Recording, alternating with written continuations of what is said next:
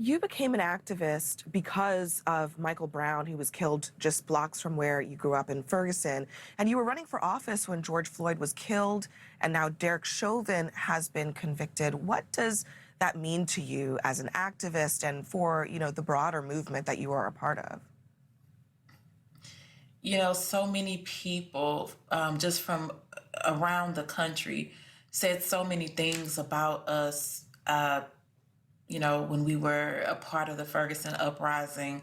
And we would hear, go get a job. And, people would tell us that we weren't making change, that change wouldn't happen from people just protesting in the streets. Now, 6.5 years later, to see that the protests didn't stop, that we continued around the country and other parts of the world, continue to protest and to speak up and speak out against police violence that disproportionately affect our communities. To see this officer receive the accountability that he needed to receive, it was, it was incredible to see, but it's also sad that it was incredible to see.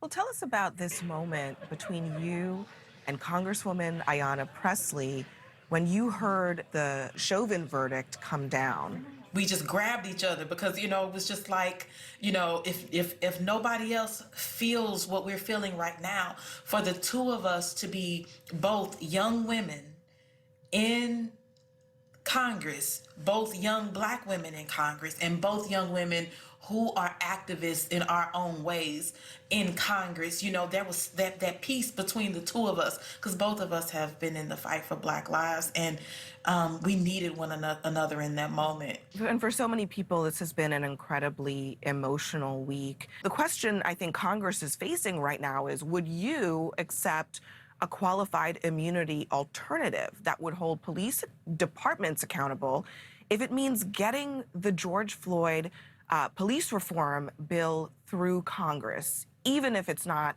100% of what you initially wanted? Right now we need to end qualified immunity, period. That's my stance. So you are not willing to compromise on that? So we compromise on so much, we compromise, we die. We compromise, we die. We compromise, we die. I didn't come to Congress to compromise on what could keep us alive, because it holds police officers specifically accountable. Because the thing is this: if you don't hurt people, if you don't kill people, if you are just and fair in your work, then do you need the qualified immunity anyway? So the thing is, all of this safety net. The safety net shouldn't be there. But let me say this: where are all of these special protections for nurses and for other people in other positions that do very dangerous work, that's just trying to help people? So no, I will not compromise on that. We need to end qualified immunity, and the reason why there is this open lane for compromise is because they see that people will do it. I didn't come. St. Louis did not send me here. St. Louis being #1 for police murder in the country per capita, and has been that way for years. The people did not send me here to save their lives by falling down on the one thing that we needed the most. No. And I don't want to belabor this, and I hear the passion in your voice on this issue, but if it comes back to the House with a compromise on qualified immunity, would you vote against that? I am not prepared to vote. I am not prepared to support that. President Biden this week will mark his 100th day in office. And a lot of progressives like you were really critical of him as a candidate. You were an early supporter of Bernie Sanders. But when you look at what he has been able to do in office so far, would you say that he's progressive enough for you? I guess the first thing that comes to my mind when I think about President Biden's first 100 days in office is the American Rescue Plan. Like, that is the first thing that that just, comes to me. And that is a truly progressive, and it's bold, that package.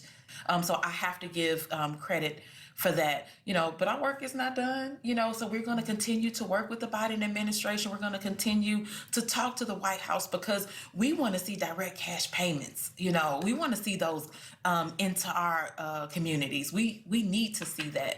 The conversation isn't done. We need to prioritize raising the minimum wage to at least $15. In the Senate, Senator Joe Manchin from West Virginia has essentially, used what seems to be a veto power against a lot of progressive priorities, including some of the ones that you've mentioned. But in the House, Democrats have this 2-seat majority. There are 6 members of the squad, of which you are a part. What's stopping you from flexing that same power for your agenda? You just said you would vote against a compromise on qualified immunity.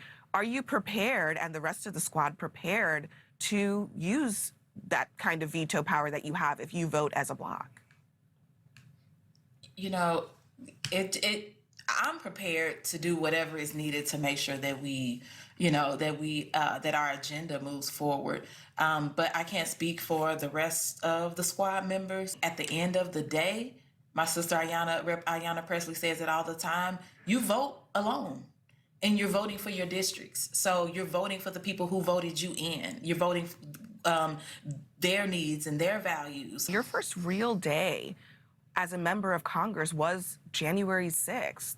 What are your, here are your thoughts on Twitter.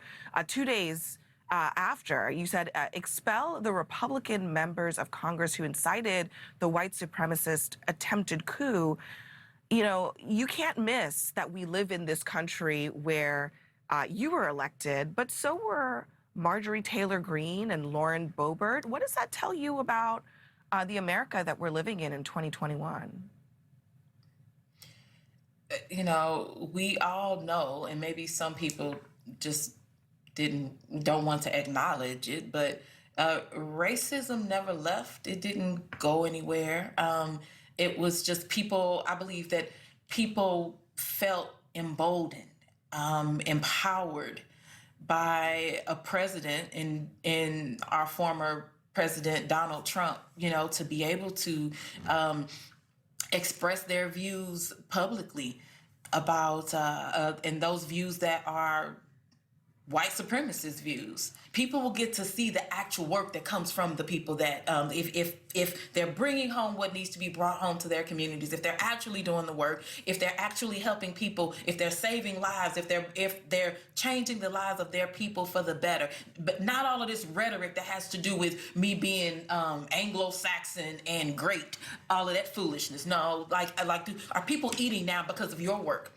Do people have shelter now because of your work? Do people have housing? Do people have health care and all of those things that they need because of your direct work, or nah?